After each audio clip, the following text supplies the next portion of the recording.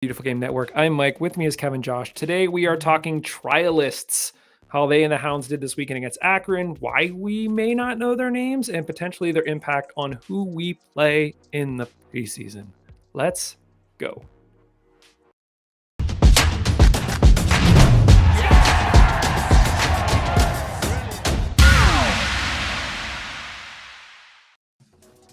Kev, somebody turned too young this weekend. How old are you now? 32. And it was funny. I was talking to a friend of mine like 2 weeks ago or something, and he asked the same question. And I said confidently, I was like 33. And then it was like a day later. I was like, wait, no. I was like, that's not right. And then everything has just been gravy ever since. I was like, well, I'm getting a free year. Like, this is great. I was convinced it was 33. And then no, it's not 32. So take those free years where you can get them. That's like my birthday every year. Is I always forget exactly which year it is. I'm like, maybe, I think, yeah, I'm pretty sure. So the past few years, I've always done the math backwards. I'm like, I know what year I was born, so it'd be easier just to remember how old I am, but I don't do it. Apparently not. I know how old I'm gonna be next month. The big yeah, the big 4-0 as Kevin is holding up on the screen. Wow. Yeah. Or 4. Yeah. And listen, I'm putting it out there. It happens on March 23rd. You know what March 24th is? Hounds home opener. So they owe us a win. They owe me a win. We put in how many years in this? After bad-mouthing them all preseason, they owe you a win. That is right. Gosh darn it. Kev, are you looking forward to 40? So, but my thing is like, since I was, this might sound ridiculous, but I feel like since like 18, I was convinced that like 35 would be my prime based on like my personality type. Like my personality, like I'm not the one going out on Friday nights in college getting drunk. Like I was like at home, like listening Sinatra, making, good dinner or something. Like, so I was like 35 is going to be when I'm, visual. Yeah. Exactly. So I was like, are you happy with 40? Are you like, yeah, it's going to be good. Like, oh, to me, it's just a number. Like I honestly could care less. I know like some people, they turn 40, they won't have like a massive blowout party. I could really care less. My wife has been asking me like, what do you want? I'm like, I don't care. Like, maybe we'll go. Josh, we talked this weekend. I was like, is Piper's open? Maybe we'll go to Piper's before the game. Like that'd be fun. But like otherwise, there's nothing. So yeah, it's just a number. I'm 60 in my heart. That's what matters. That's right. Yeah. So no, I'm not. It doesn't mean anything to me. If anything, I'm like, oh, cool, a new decade. Like this could be like, what can I do this decade? Because I just tend to pack every year full of as much crap as I can. And so, as I mentioned to Josh this weekend, I got roped into being an assistant coach for a U19 soccer team. So, because of course I have. Like, why not? Why wouldn't I get roped into that? On top of everything else. But Kev, did you do anything fun for your birthday? I just went up to like my favorite spots in Knoxville and had a good breakfast. Took a nap in the afternoon, watched Liverpool, went to a good dinner, and it was good. It was a good weekend. Yeah, nothing to complain about. Watched Everything Everywhere All at Once last night. Oh, how was that? Really good. I enjoyed it. Yeah, I enjoyed it a lot. I mean, Riley likes to watch or try to watch as many Oscar movies before the Oscars so she can like guess right. Like she loves guessing, and she's like always right, which is like just annoys me. But we watched The Banshees of Inisherin. I'm gonna mispronounce that, but we watched. Is that good? I really liked it, and I was like, oh, this is gonna be my favorite like Oscar movie. And then we watched Everything Everywhere All at Once, and I was like, no, that's my favorite Oscar movie. So that's been on my list. So weird and so good. Like it's just so fun. Yeah, it was really good. Good. Yeah, that was on my list. Josh, you were at the game this weekend. Did you do anything else this weekend? Yeah, let's see here. Actually, on game day in the morning, we went to go see Ant-Man, the new Ant-Man movie, and then we went shopping, went to lunch, and then we went to the game. So we had like a whole day before the game, because I think the game was at 4:00. So yeah, did all that. That was a lot of fun. And then had today off. President's Day, so went to a friend's house and like 4 of us got together and played board games for most of the day instead of working. So That was fun. That's awesome. Nice. Good. Yeah, we saw Ant-Man last night, Sunday night. And it was fun. We were saying, my kids were like 10 out of 10. I was like, not quite, but that's fine. You were excited about it. So I love the idea that you're the parent where your kids are expressing, their thoughts on something, and you're just like, wrong. 10 out of 10. Come on, get serious. I didn't shoot them down right then and there like that. I was just like, okay, like I know what's going on. Like you just saw it, you're all hyped up for it. When you look back on it after a few days, you'll probably think better of it. But that's the decision you make in the moment. So I'm gonna let you feel your feelings. And then... Are you? Yeah, I can't wait for 40-year-old Mike. It's only gonna get worse. Oh yeah, if this off season's a preview, just buckle up. Yeah, we talked a little bit about it before on air, so I know your guys' thoughts around Ant-Man. But like, a different question. I've seen Jonathan Majors in a couple other movies. I think he's a great actor. Was he good as Kang? Yeah, he was killing it. Like he was definitely probably one of the better parts of that movie. Was anytime he's on the screen, he's just so subtle. Like Liz was actually saying this afterwards. Like when he doesn't emote a lot, but then when he does emote, you're just like, whoa, okay. It's like a very subtle performance. He was really good. Nice. I was blown away just by his performance in Loki. I remember when he showed up, I was like, wait, this is Kang? And then he was doing like a whole, almost like a Captain Jack Sparrow-y, just like completely subverting expectations, different kind of character thing. And I was like, oh, wow. Okay. All right. He's pretty good. And then you start to see him in other stuff and you're like, oh, dang, like dude's legit. So yeah, no, I'll watch anything he's in. I think he's great. It'll be interesting to see. I don't want to give anything away, but it feels like he has the opportunity to play a number of different versions of the same character over the next 5 to 10 years. Yeah. And it'll be interesting to see the range that he puts into those characters because he clearly cares about it. So, yeah, I thought it was good. Speaking of caring about things, the Hounds drew 0-0 against the Akron Zips this weekend. I think one of the things as the game was winding down, Steve just threw his hands in the air and was like, "How did we not score against the Akron Zips?" We'll get into that. First and foremost, Josh, had you been back to the stadium yet this season? No, this was my first preseason game being able to go to. Yeah, I mean, it was really good being back, and there was a small contingent of the Steel Army there, and we just hung out and watched the game, and kept asking Liz to move, and she kept telling us that we should move instead, which was, just on brand. So that was great. But Liz said, "Kids, it's preseason. Please calm down." One thing that was interesting, Kev. Danny Griffin was in attendance at the game, and so everyone was kind of like, "What's going on there?" So I immediately said that I was going to show up, and then I said, heard Kevin that he was going to be there. The worst player ever for the Hounds, and yes, that was my exact words. Yeah, famously. Yeah. Famously, yes.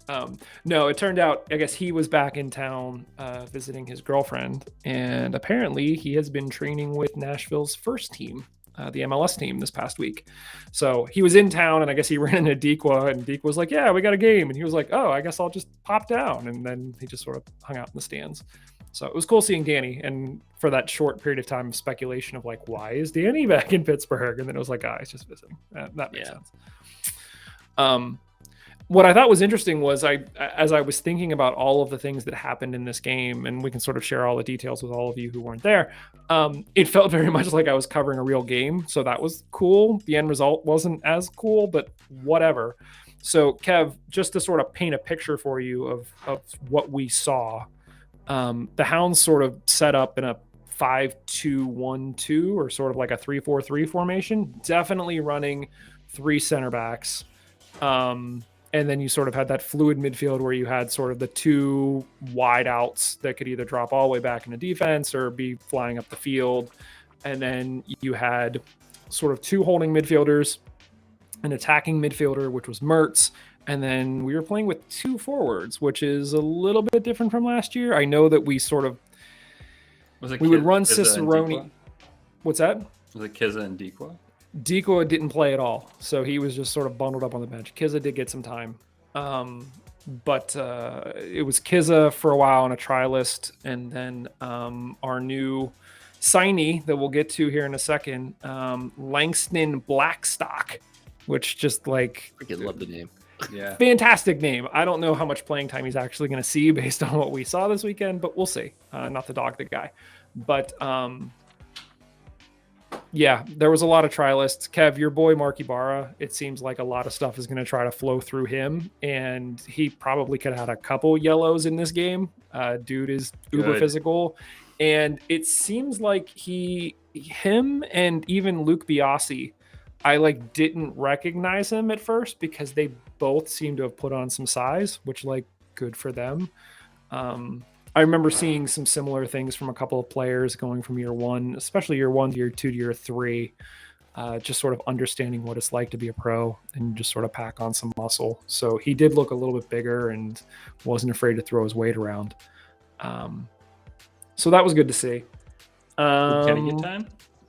Nope. Kenny was on the bench. That's a little bit of a concern in that he hasn't played yet this preseason, and we only have 3 preseason games left. So at some point he'll have to get some minutes, but Do we know for sure he didn't play in Columbus? I guess we don't know that he didn't play in Columbus. Possible he did.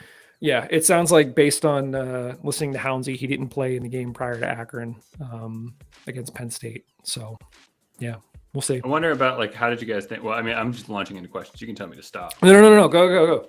How did Ibarra look as far as like legs? So for example, like I get the sense that Taking out others, is that what you're asking? no, I get it, like if Mertz really is going to be like a number 10 and like a more attacking midfielder, if Forbes sits alongside Ibarra, I would just expect Ibarra probably have to be Kenny's legs essentially. Mhm.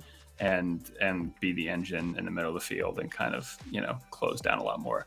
How do you look as far as like early preseason, getting his legs under him and kind of zipping around the field? So, at least from my perspective, I think whenever we would play with 2 holding midfielders previously, you sort of had this almost like an overlap. They would sort of rotate around, so they weren't always side by side. This felt very much like they were side by side. You had him on one side and you had a trialist on the other side. And so in terms of the amount of field that they have to cover, it wasn't nearly as much. Do I think he could play that position for 90 minutes? Probably. Do I see him being a solid box to box all the time? I don't know. We'll see. I tend to see him hanging back just a little bit. And same with the other holding midfielder. They were both kind of hanging back a little bit, which I think poses some interesting questions about our offense, which we can also get to. But what other questions, Kev? Keep them coming. No, I guess I'm thinking like, I don't know.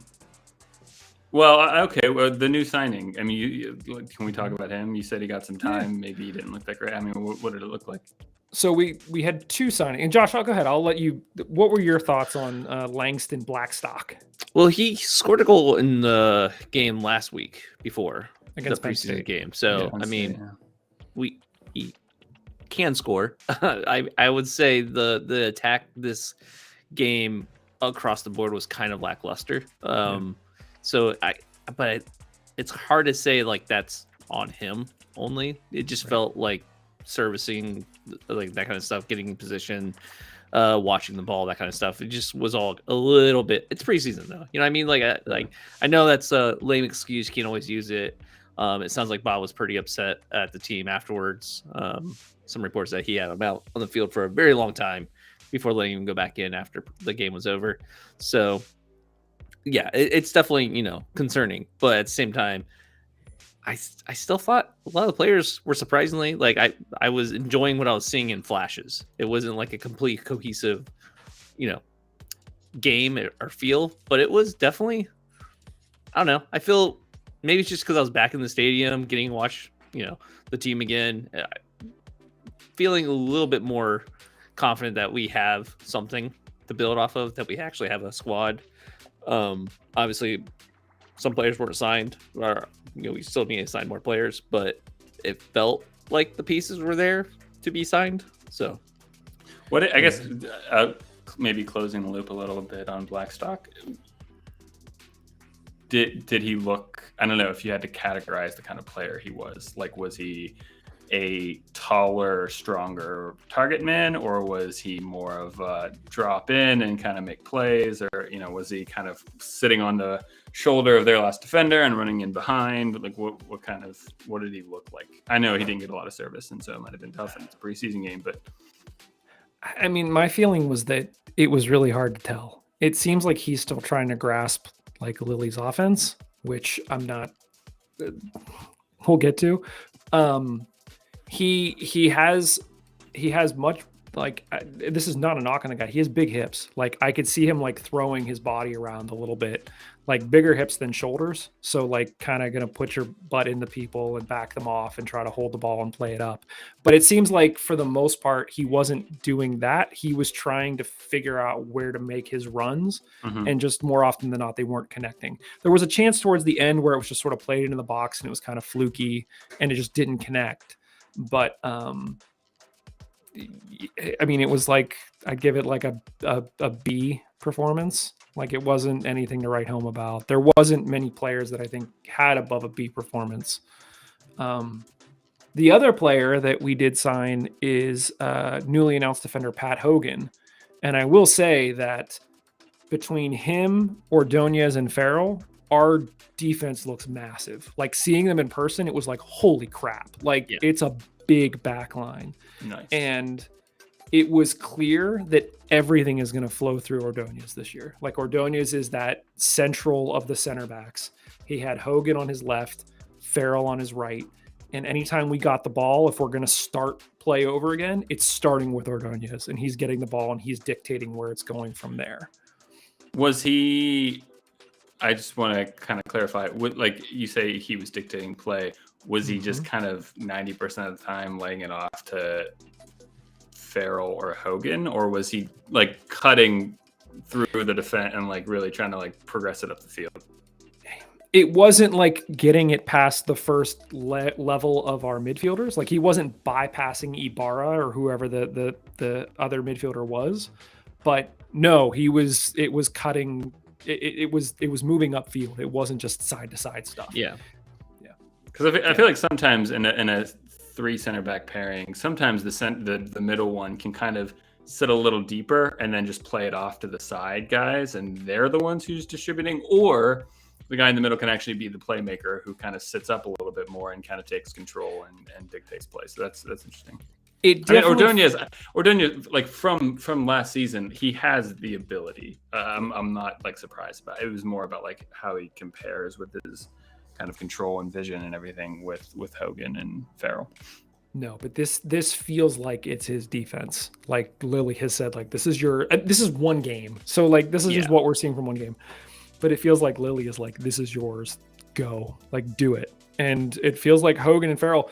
Hogan just seems like a really big body that, and he made some good passes. He made some good plays. Farrell, I'm a little worried, is a bit of a wild card. There were a couple times that he either stepped up or like took out somebody's legs, or like, we're going to have to see, make sure he stays out of trouble.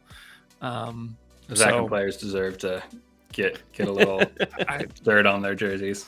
Yeah. Let's listen to what Ordonez had to say. We have a lot of other stuff to talk about this game, but let's listen to his thoughts post game and see what we think about it.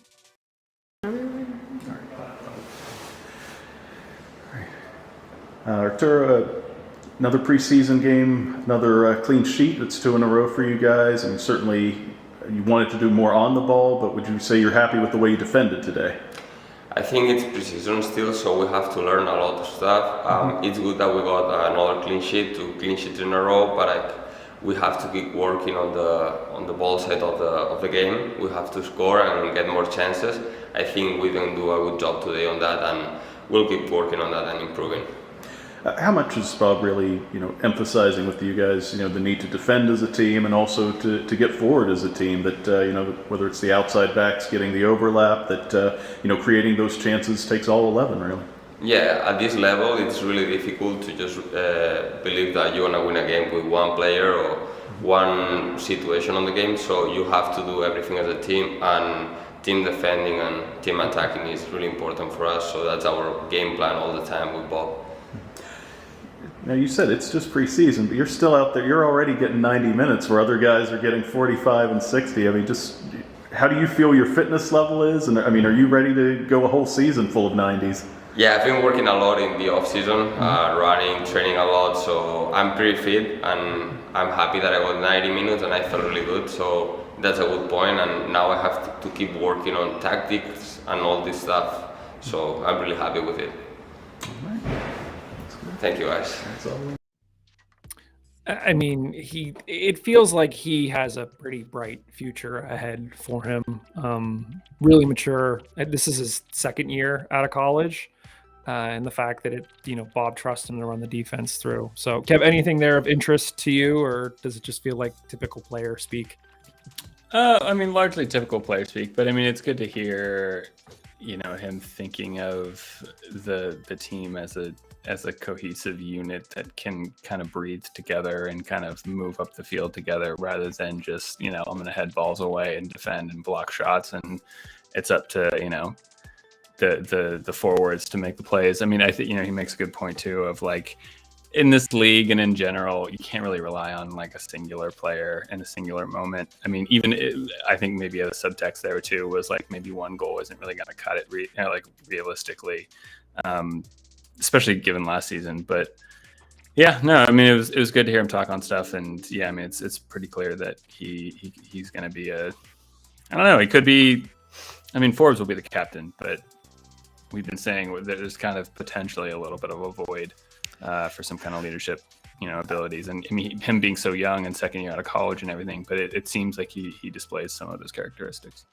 I don't know. I mean, as far as Forbes being captain, sorry, that's a little bit of a sidetrack. But like, I mean, if Forbes isn't playing as much, maybe he'll be the sub more often than not. I think we're probably looking more likely, will probably be Robbie Mertz. I think. Yeah, will probably be the captain most of the time.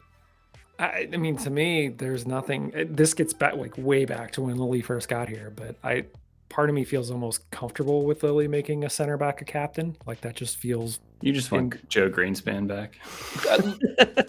Yeah, listen, there's a lot of center backs. Him, Toby. There's a number of center backs I wouldn't mind having back, but I was impressed with what I saw from Ordonez. I tried to combine his first and last name. There you go. Ordonez. Yeah. No, he's developing greatly. So good on him.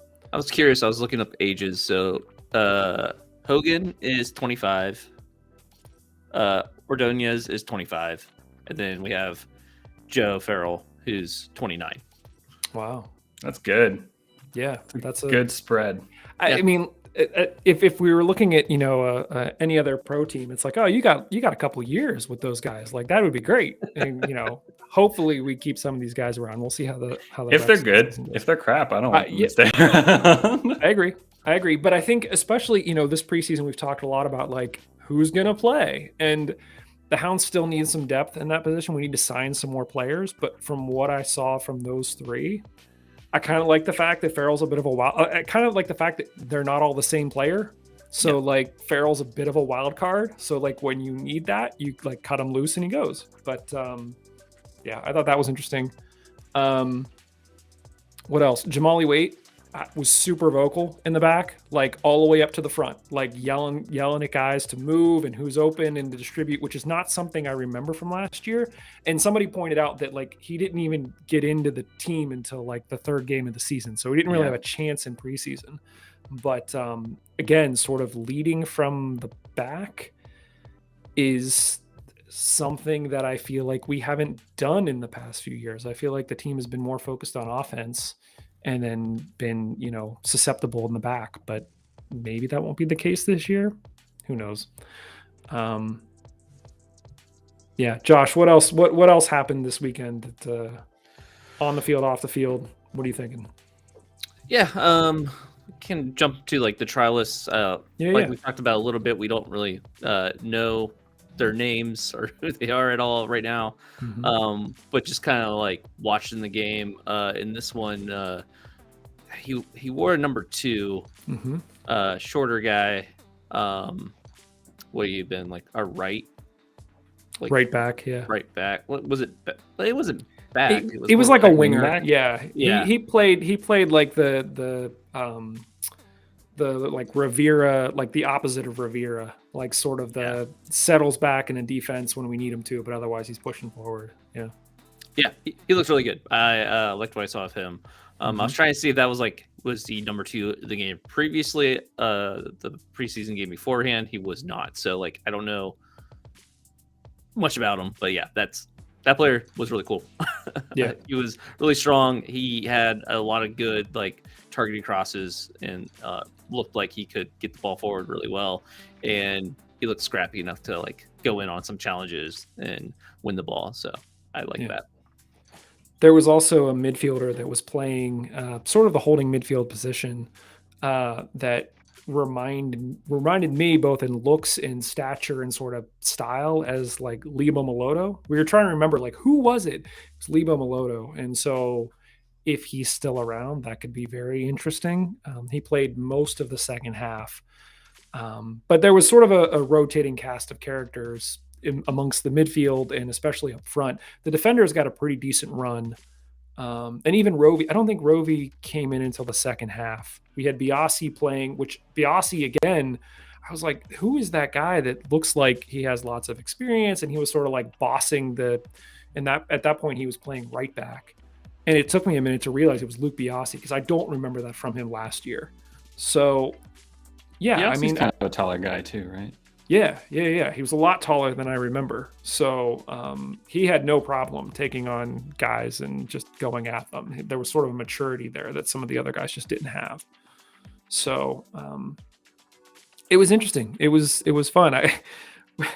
We had to laugh at one point because, Lily being Lily, Rivera took the ball all the way down into the corner and then basically was battling 2 players, beat both players, and then like made a cross into the middle and ended up going out for a goal kick. And after that happened, Lily's yelling at him about what he should do when this player does a step over on him. And I'm like, are you kidding me? Like he just beat these 2 guys and looked amazing. And I said, you're basically playing FIFA now. Like, come on, Bob. Like you just want to press a button and be like, no, like step over. No, like feint. No, cross. Like, let him play. Oh, wait, I want to clarify. Like, so you're not exaggerating. Like he was yelling at him about like when the opposition player does a step over, this is what you need to do. Yes. All right. I feel like we could have like a 5-minute conversation on this at least. I legitimately would be like kind of pissed if I was the player and my coach is yelling at me like to do that. I'd be like, are you kidding me? Like, I don't know. What also became apparent to me as well was, as is always, Lily is standing on the sidelines yelling to them, but all of the players are talking during the game as well. So like, how many of them are actually hearing what he has to say, and how much of it is him just yelling for like his own gratification? Like it just. Yeah, and as Liz pointed out, there was quite a bit of chatter back at Bob at this game. So, like, there were times that he would yell out and guys are like, okay, I got it. Good, great. Like, got it. So, yeah. I wasn't paying attention. How many of them were trialists, though? Because I feel like you're pretty much writing your ticket off the team if you're okay, Bob, I got it. No, it was like Ibarra. I think there were a couple times. I think Rovi is really good at the like smile and nod and like wave. Like, I got it, but like someone has customer service. Right? Exactly. Exactly. Yeah. So I don't know. But it's not going to change. I'm sure that's just what happens. But yeah, I wonder, was Rivera? Where was Rivera used in the game against Akron? Left winger. Exclusively. Yeah. Okay. I know he has flexibility, and so I was curious if they would have moved him in the midfield or even at right wing back too. But yeah, okay. No, Cool. I mean. Like Dos Santos is still out. He's hoping to be back for the season opener. And so what he typically played left back, right? I believe he played left back. You're shaking your head. Kev. I honestly can't remember if it was left or right, but he was one of the quick fullbacks that could get up and do stuff. Yeah. Yeah, so he's hoping to be back. Like we said, Deekwa didn't play, Kenny didn't play. So I kind of like the idea. I mean, I know it's early, and you guys maybe aren't getting convinced after 2 preseason games. But Langston, God, it's such a good. I'm going to use his first and last name this year. I like the idea. It's the whole line of like you can't teach height. If our back line is kind of massive, and if it's him and Deekwa both. I just did a quick look at both of them are 6'2". Yeah, I like the idea of being big for like set pieces and I always like that. Yeah, you have them too, and then you have Robbie Mertz sitting right behind them. He's the one And who's Kenny. headers. And Kenny. Yeah, DeSantos. I mean, there's definitely like there's a balance, right? So, Yeah. and even I'm sure. I mean, the guess is Kizza. Although I probably said the same thing about Kizza last year. When compared to him being new and other people who are already in the team, but I mean the expectation would be Kizza gets more games than Blackstock this year, but I don't know. I would think based on what we've seen of Kizza last year, and at least to what I saw of Langston on Saturday. Yeah, I mean I guess Kizza did get more game time last year than I thought he would, but even at that he wasn't right. He was like a super sub. Yeah. No, agreed. One thing I did want to talk about just a little bit, and obviously it's still the preseason. We have time to sort this out. But one of the things that we talked about late last year was this sense that we may not be good at, I'll say, assembling offensive game plans. Like it seems like Lily's strength is really like, let's build a defense. Let's lock it down from the back. But there were times last season where it just felt like, okay, offense, go make something happen.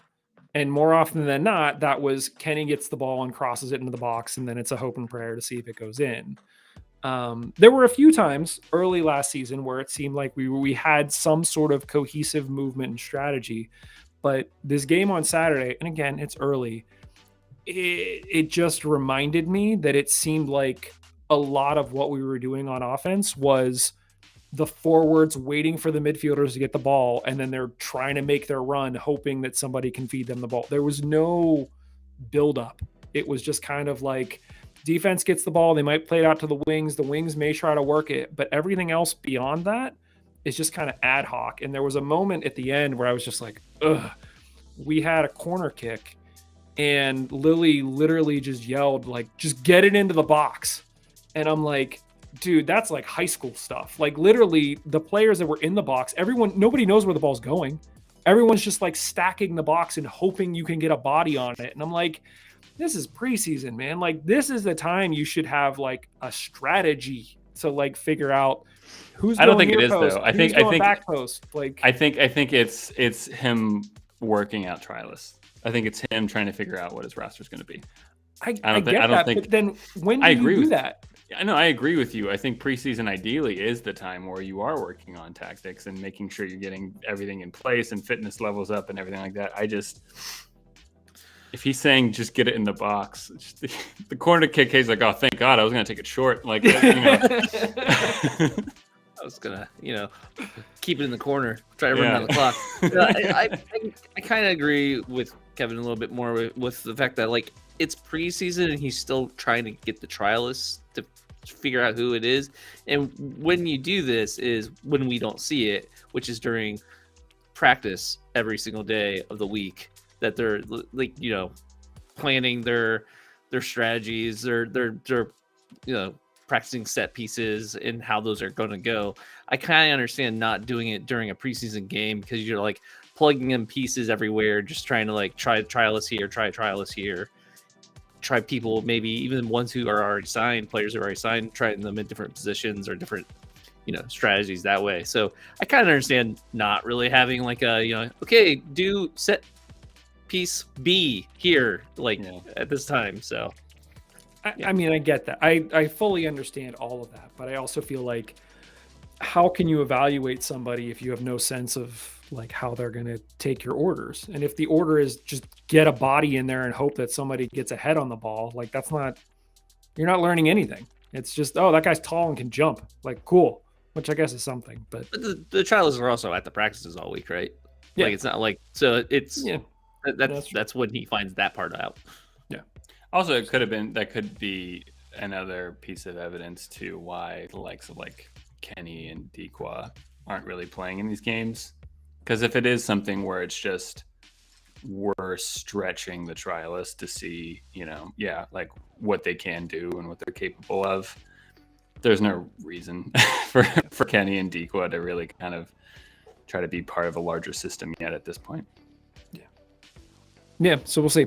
Word on the street is that we might have some news coming as early as this week that a number of the trialists may have contracts on the way, or were at least offered, and we'll see what happens from there. So I don't know if that makes me feel good or bad about the fact, again, that the play on Saturday was kind of like meh against a college team. Even as we were driving home, my wife was like, so wait a minute. Akron is a college team. And I was like, yeah. And she was like, are they a good college team? And I was like, yeah, they're kind of good. They're up there. And she was like, do they play college teams a lot? And I said, well, it's just the preseason. And, other teams are playing other USL teams or MLS teams. And Susan should be giving the team talk here. Yeah, literally, it was just like, she was trying to work it through in her mind. And then as we talked through it, she was like, yeah, I guess I don't really get it. And I was like, yeah, it actually led to like a revelation for me that we'll talk about here in a second as to why that might be the case. But I also don't know how much of that is legit versus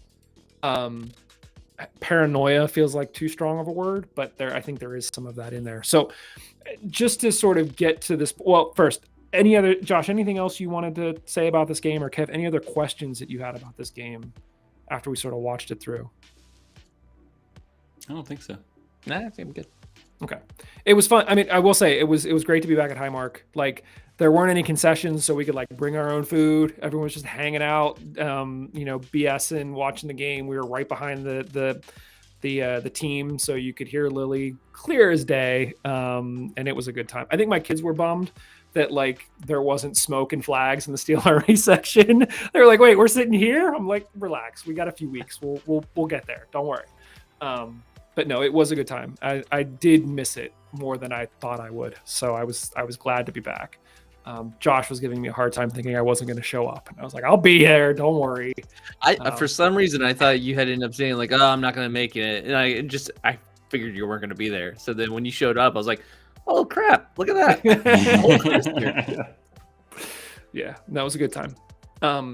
So to the point about the trialists and why we don't know the trialist names, even if we do know the trialist names, I had. Whoa, what is that? Are you suggesting you know, Michael? I don't know. There may be people who sleuthing on Discord where we're trying to figure out like, oh, this player, let's use Google image search and that kind of stuff, and like looking at previous, pretty much. Some of them we have an idea who they probably are, but we're also realizing there's a reason the team is not releasing the names of the trialists. And it has nothing to do.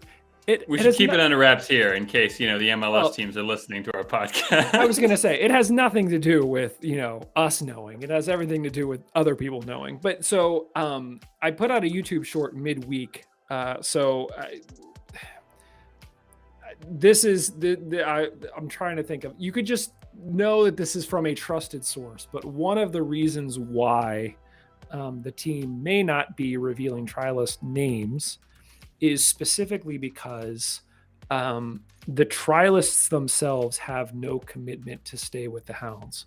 So if the team were to come out and say, Kevin Sparks as a trialist scored 3 goals in our pregame match against Penn State. Yeah, get on this. Yes. There's nothing to keep MLS teams, MLS Next Pro teams, NISA teams, whoever it may be, from coming in and offering Kevin a deal to come play for an MLS team and I would a sweet contract. I would be really disappointed in my MLS team if they were like, oh crap, let's give him a contract after hearing that this guy scored 3 goals. So it is not a league rule that trialists cannot be disclosed, but this is a decision by the team not to disclose trialists for potentially that reason. It made me think, like, is there anything that has happened in the past that has caused that to be the case? Because this is a relatively new rule. Like, this just started. I thought this was the first year. I believe this is actually the second year that we've done this. But thinking back through, there have been a few players in the past that we've said, oh, I think we've even gone so far as to sign players that have then vanished off our team and showed up on an MLS squad or showed up on some other USL championship team. So this might be a case of Lily saying, I'm tired of that happening. I'm just not telling people who's in camp until they're officially signed and can't go anywhere. So that's one of the reasons I think it makes sense. It stinks for us because we want to do all the sleuthing. This is the exciting time, right? Like, this is the exciting time for any team when it's like, oh, you're going to get some new players. We're like, who? Let's figure it out. Let's do the math. But like, that's just is what it is. But in talking to my wife about the team playing college teams, it made me wonder if that isn't part of it as well. Like, why are we going to go play, multiple MLS teams as we get closer to the season to have somebody be a standout player that the MLS team then wants to turn around and sign? Similar to how Lily went inside and like Tommy V after the Hounds played a scrimmage against whatever his college was. So there might be a method to that madness too, in that college teams can't sign your players. Like, they're in camp with you. So, and it sounds like a stretch when you say like, oh, an MLS team will sign, but you got to remember MLS Pro Next is a thing. Yeah. So like, yeah, sure. Maybe they're not like watching this preseason scrimmage and being like, oh, that guy needs to be on our first squad in MLS. Like, no, but maybe it's a player or even a bench player on the MLS Pro Next team that, you might want to pick up and like pretty much have in your back pocket. So yeah, kind of makes more sense. And there's just so many teams now. Like, there's so many leagues and teams where it's not like back in the day where like, there's pretty much one tier 2 league, one tier 3 league. It's like multiple in every division essentially, except for tier 1. So it's definitely a situation where you kind of have to think that there's a lot more competition for these players now than there ever has been. Yeah. So that's sort of the sense that we're getting. It, like I said, it sounds like we might get some of the names of these trialists sooner rather than later, because some of them have actually been offered contracts, and then we'll sort of see what happens. But yeah, Mike, I feel like you got to fess up a little bit here and admit when you're wrong, because you were like, they're not going to announce anyone. And I feel like we've gotten some pretty good number of announcements here. Well, no. So wait, what did we say? We said they weren't going to announce anyone. This was 2 weeks ago. We said they're not going to announce anyone before like the next show. And then they announced a backup keeper, or they announced a keeper. And we were like, oh, thanks guys. And then they did announce, they like actually teased it out on social media before they announced Hogan as the defender. And then the Langston just like came out of nowhere. Like, there was no announcement. It just like appeared. And I was like, whoa, okay, cool. Yeah, I mean, we've got a few players.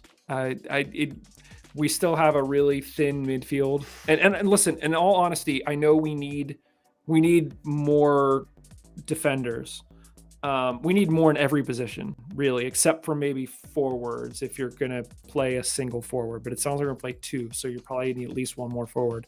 So I think at least defensively and goalkeeper-wise, I feel really good about the squad. I think we could roll out a team that has the back 3 of Hogan, Ordonez, Farrell. I think Jamali Waite is a decent USL championship keeper. And I think out on your wings, players like Rivera, Biasi, Dos Santos, I think that's a pretty competitive back line. Where I'm a little bit concerned is ball movement through the midfield, and then what happens when it gets up top. And we've sort of already talked about, concerns about the offense in general. So that's really where I'd like to see some real improvement over the next 2 weeks. We got 2 weeks, guys. That's it. Like 2 weeks, and we're there. So yeah. Is it 3 more preseason? Because there's one tomorrow if you're listening to this live. Today, if you're listening, when it usually comes out on podcasts. Tuesday. So we have a game against Detroit on Tuesday. So yeah. We got Detroit on Tuesday. We have Pitt on Saturday. I believe it's Saturday. And then Louisville the following weekend. And then that's it. We're into the season. So, yeah. I'm looking forward to it, honestly. Like I know I've been down on the team this preseason. I'm still not up on the team, but I can root for that defense. So like if we go into a lot of games and it's like 0-0, 1-0, I'll be like, great. Like I'll take it at this point because of how I'm feeling. So yeah. Anything else, guys, about just sort of the trialist situation, or anything else about the game this weekend, or anything like that? I hate the idea of you now being an assistant U19s coach inflating your confidence in what you think. Listen, this was not by choice. Okay, literally. Start screaming like Bob how to defend a step over to the players on the field. No. Listen, I was actually asked to coach or assistant coach a U14 team, and I was like, nah. I'm not okay. Good enough for Mike Sparks. No. Okay, listen. Here's the whole story, Kev. Just to paint the picture for you, they asked me to coach our assistant coach our middle son's team, but my wife and I had already decided that because of how brutal my oldest son's injury was this past fall, that if he's going to play this spring, that I would be the one to go to all of his games and practices, because she didn't want to be there in case something else happens.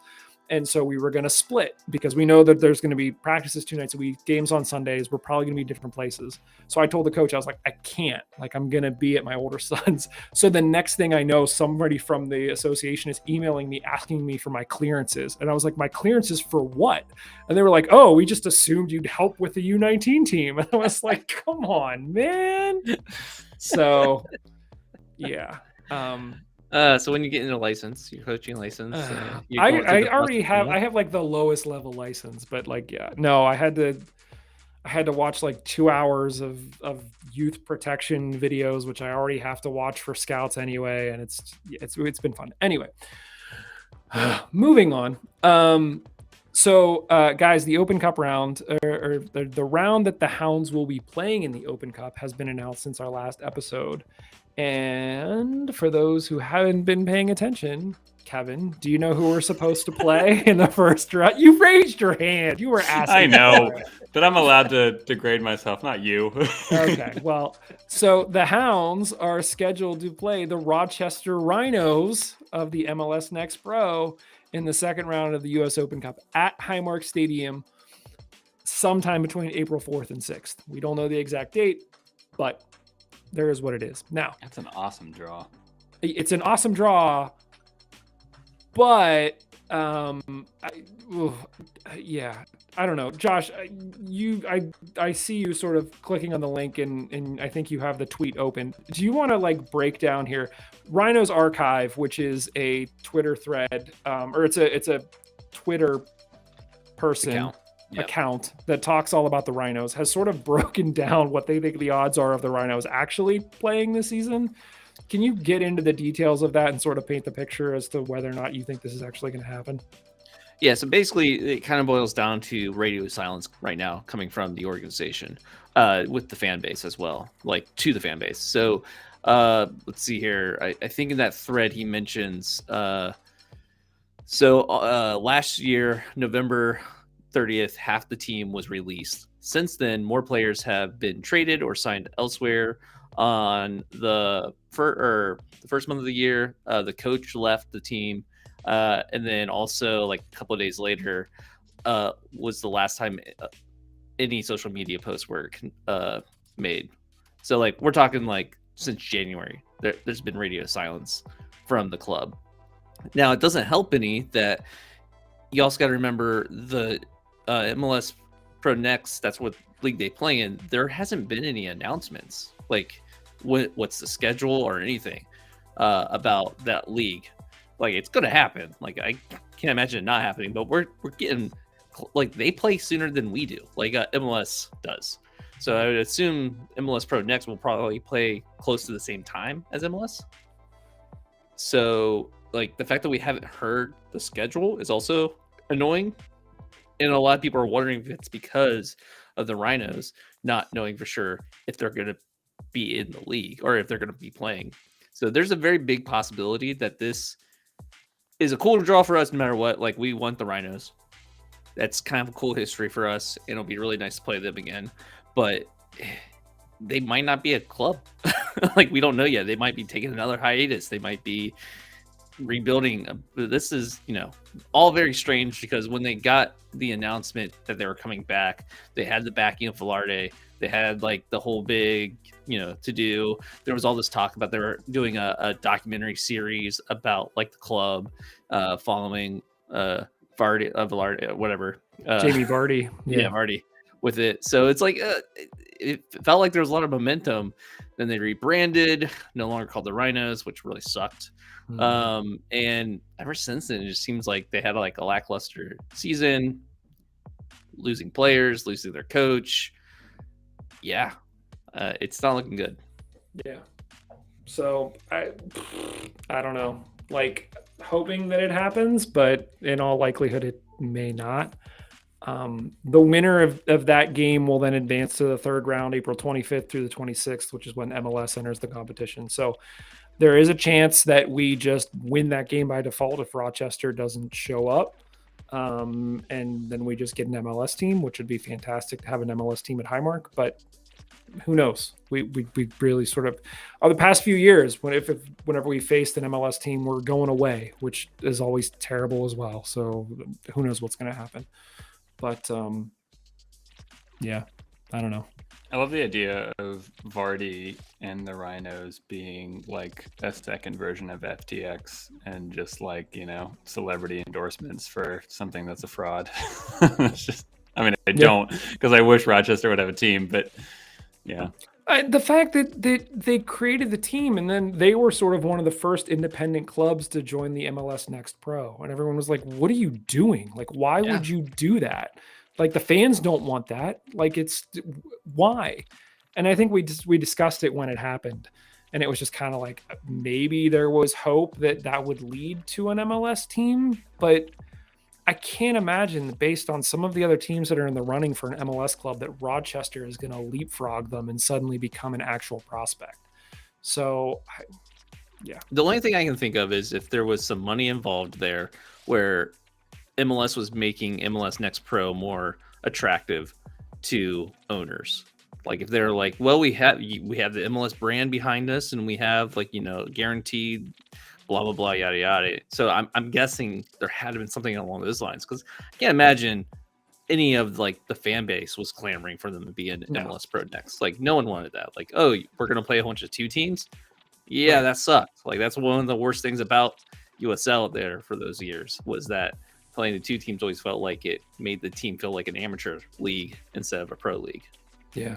And I don't know how much of it also, I haven't seen if MLS Next Pro will be on TV. I know that the MLS scored a sweet Apple TV Plus deal where Apple's covering all of the games. And so there may be some additional money there, but I don't know. I don't know who's going to be watching those games. I don't know. Nobody's going to be going to the away games. Like, when Rochester travels to some B team, like, there's going to be no fans there. It's going to be a miserable experience for the fans and for the team. So whatever, man. I don't get it. I mean, I don't think we announced it here, but the USL has officially signed at least a 1-year deal with ESPN. So we know that those games will still be on ESPN Plus, at least for the next year. We'll see what sort of happens after that. It was sort of up in the air. We still don't know what's going to happen with the refs, because there isn't a deal with Pro. So we'll see what happens there. A lot that's up in the air for this season. So, yeah. Anything else on either of those guys? No. Cool. I'm trying to remember what are they called anyway. I'm trying to remember what. Rochester, New York FC. That's right. Yeah. I knew it wasn't like just Rochester FC. It was something stupid. Yeah, Rochester, New York FC. Terrible name. It feels like they let Jamie Vardy pick the name. He's like, how does cities work over there? We'll just call it Rochester, New York FC. I imagine they just wanted New York in there because it sounds better. Yeah. Like Rochester FC. That could be in. No, New York is cool. Yeah. It's awful. I have been seeing a lot of publicity about all the different MLS kits that are being released and people doing rankings, which does make me curious when the Hounds are going to release their kit. You mean if? I mean, there's no guarantee that we get a new kit this year. Just warning you right now. I don't know why you think we will have a new kit. There's been no hints at it at all. It feels like we're on a multi-year cycle, right? Where it seems like we will get a kit and then we will keep it for at least 2 years, but like we rotate like the off kit. So we've had the same home kit, the gold and black hoops for the past 2 years, but we then switched our away kit. And then it seems like we'll keep the away kits, but then switch the home kit. So who knows if any of them are actually going to be new. So we'll see, but it would be nice just to see some kind of announcement, a player wearing it, something, It's nice to want things, Mike. It is nice to want things. Hey, you know what I want? I want people to go and follow us on YouTube and be part of this Pick'em game. So just another plug out there. We are going to have a Pick'em game basically before every Hounds game in the regular season. The way it'll work is that we will put up a post on YouTube. It might just be a short. It might just be a post where it's like, hey, this is the place to do it. But go and add your score prediction. If you get the exact score of the game right, you will get 3 points. If you get the winner or draw right, you get 1 point. If you get none of those right, you get 0 points. The person with the most points at the end of the season will win 2 season tickets for the Steel Army section for 2024. Now, in order to qualify for the prize, you have to be a supporter of the show, which there is now a link over on YouTube. I will put a link up on Twitter tomorrow. It's $10. And you just go in, $10, you're in, you're one of the supporters. In addition to potentially winning the prize for the end of the season for Pick'em, there will be other things that we're going to incorporate just for you over the course of the season. So $10 for the entire season basically helps us keep the lights on and pay for things like when our microphones break. Nobody's actually making any money off of this. So, we appreciate the support. Go check it out, join, and get a really decent shot at winning 2 season tickets for the Hounds in 2024, which is kind of nuts as I say it out loud. But that's what we're doing. So check that out. Guys, as we mentioned, we only have 2 weeks of preseason left. We're at Detroit on Tuesday or today, depending upon when you're listening to this. The game is at 2 p.m. And Josh, correct me if I'm wrong, but like all of Detroit's games are like behind closed doors. So I don't know how much we're actually going to know about this. Yeah. It's going to be just like the Columbus game where we're not really going to know much. We're going to get probably a vibe check, and that's about it. Like we're going to hear about like how was the post game interview with Bob that Grubba does or whoever does it, and it'd be like, oh, okay, that's about all we got. Yeah, I will say Grubba did a pretty good job of live tweeting the game this weekend. You could tell he's like getting back into that mode too to get ready for the season to start. So who knows? Maybe he'll go to Detroit and do that for us as well. But maybe not. And then Saturday at 7 p.m. against Pitt at Highmark. Again, that is open to anybody who wants to go. So go check that out, a night game. Concessions will not be open, so you can sort of bring whatever food you want. But next Saturday at 2 p.m., the Hounds will play Louisville, and that's when Highmark is going to sort of get back into full swing and concessions will be open and you can like buy stuff there. And that'll sort of be the dry run for the season to kick off. So, yeah, I mean, let's before we sort of wrap up here, we're technically halfway through the preseason. We've played 3 preseason games. We have 3 left, 2 weeks of games, and then we're literally talking about the season starting. Josh, what are you wishing for? Yeah, I know it's nice to want things. What are you wishing for between now and, we face Louisville next week?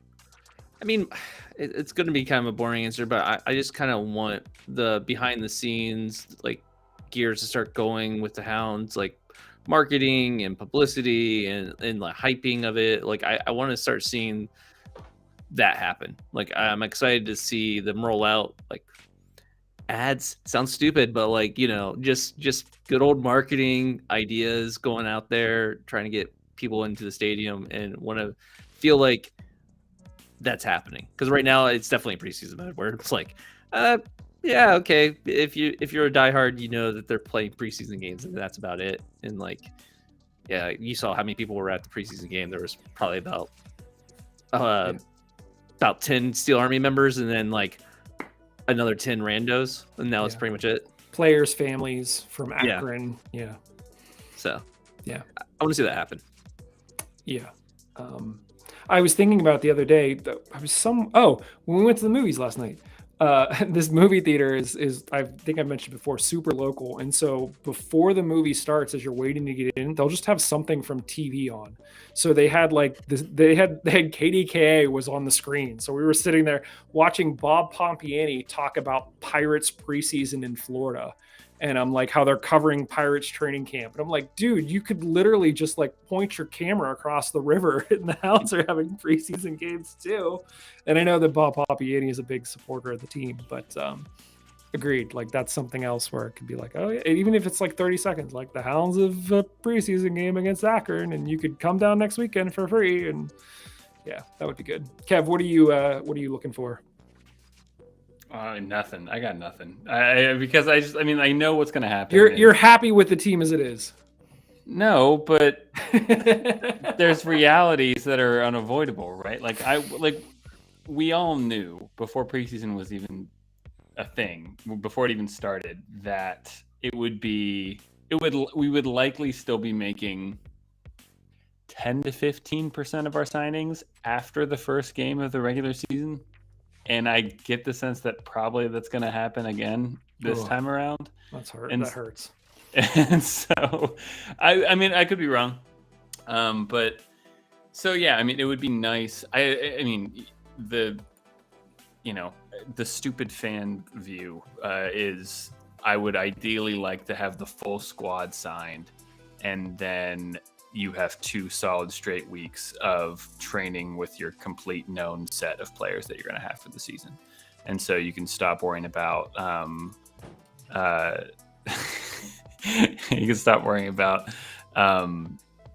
everything about like just putting trialists through the ringer and seeing who can make it out the other end, and actually focus on tactics and corners and things like that. But yeah, that's fair. One thing, and this is not entirely related to what I would like to see. I already sort of highlighted the areas that I think I would love to see more. I don't say ability, but like I feel like we're light in midfield, and I think we're light in putting goals in the back of the net. I know that Dikwa, Kiza, I would love to see like one more. Not big name, but somebody that can go out there. This is the internal conversation we've had all preseason. Is you have the Dane Kelly answer from last season. No, I know. This gets back to something else that I'm just going to plant the seed. We can have this conversation in more detail maybe next week. But I know that Bob likes to sort of wait and see what drops out of MLS and sort of see if we can't pick up players. The few times we've actually done that, it hasn't worked out. Like when you look back at the players that we've signed that previously played in MLS, like Argudo is a prime example from last season, where it was like, oh, we got all excited. Here's this guy that has all this potential, and nothing happened. And so I'm just wondering if that mentality, while on the surface looks good, like, oh, get better talent. Name me a former MLS player that has played for the Hounds in the past 5 years that's actually made an impact. I thought Todd Wharton was okay. Saying Herzog didn't work out for us? No, he was okay, but again, it felt like he clashed with Lily and then he was gone. So it's just like, yeah, but he picked up a kid and scored a goal. That's what really matters. He did more for the Hounds marketing team than he did for the team on the field. We'll just put it that way. Shots fired. I don't know if I'm just saying, if we're holding out our hopes for that, like, I like Corey. He's a great guy. We've had him on the show, but like, it's just not, you're not finding another Kenny because he dropped out of the MLS, or you're not finding a Danny Griffin because he dropped out of the MLS. That's not going to happen. Don't need to find another team. I had to go there. I'm sorry. What's the name of the guy that used to play for the Portland Timbers that played for us for a hot minute and he got injured right away? Yeah. Fitz. I know who you're talking about. Didn't his dad, his family owned a bar up by you guys? Bishops was the name of the bar. Yeah. But this is why, like, I'd like to do some digging between now and the next episode and be like, when does this work? Yeah, we're doing what we do best. We throw out completely non-researched, bullcrap theories. Yeah. We hope Justin listens or Steve and come back with some actual Guys, data. I was really proud of my Todd Wharton call. I was like, That was good. That was good. Good shot. Yeah. Good job. Good job. So one thing also to mention is that next Saturday, right before the Louisville game, the AGM starts at noon.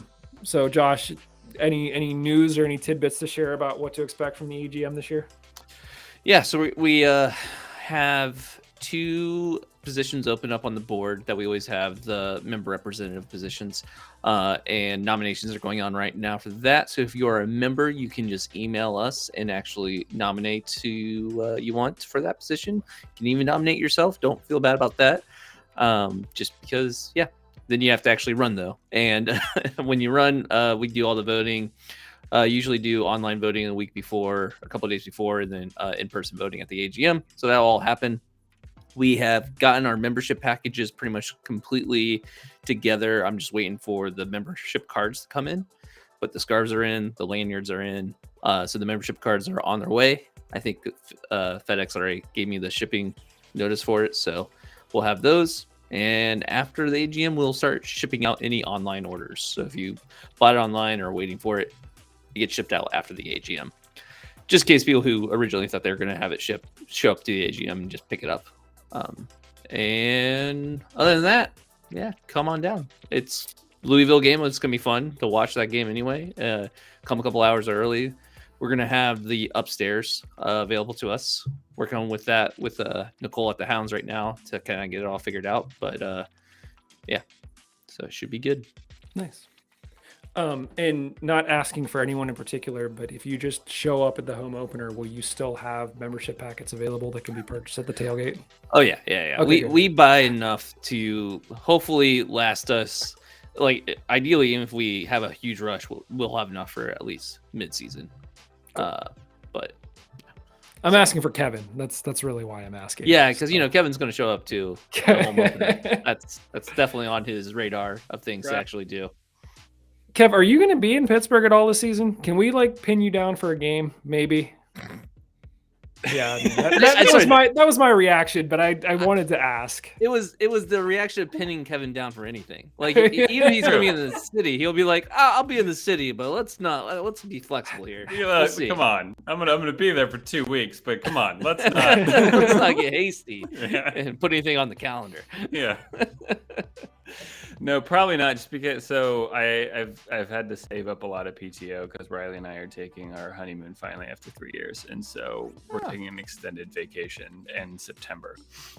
So it's going to be the great vacation spot. Yeah. The Gateway Clipper Tour. That's going to be your honeymoon. Yeah. I forget who it was, but someone was bashing that part of the country, I think Cleveland in particular, but I think you can throw Pittsburgh in this as well. But they were saying no one ever says I'm going on a vacation where Cleveland. No one ever goes. They probably say the same thing about Pittsburgh on some level, but yeah. Where are you going? Italy. Nice. Yeah, we're gonna spend 10 days there. So 10 days for Italy and none for your hometown. That's fine. Get out. I completely understand. Yeah, that's fair. All right. Well, guys, anything else for this one? We good? I think we're good. Awesome. Thank you, everybody, for listening. Make sure you go and you follow the show on YouTube. Again, we're sort of pushing YouTube. We're still going to be doing stuff on Twitter, but like we said last time, all of a sudden Twitter just might not work, or your entire thread is nothing but Elon Musk talking about how great he is. So in that event, you always will have YouTube to fall back on. We're going to be dual posting, so posts and polls and things will all be over on YouTube. And then once we actually get into the season and we are doing score predictions, that will all be in YouTube, just in case Twitter just falls to crap over the season and then we lose everybody's ranking. We don't want to do that. So everything will be in YouTube. So go follow us on YouTube. I'll say YouTube. Yeah, go subscribe on YouTube. Make sure that you sign up to be a supporter of the show. $10 that gets you in the running to get 2 season tickets for 2024. Make that happen. I think that's it. So thanks, everybody. As always, we will talk to you very, very soon. Cheers.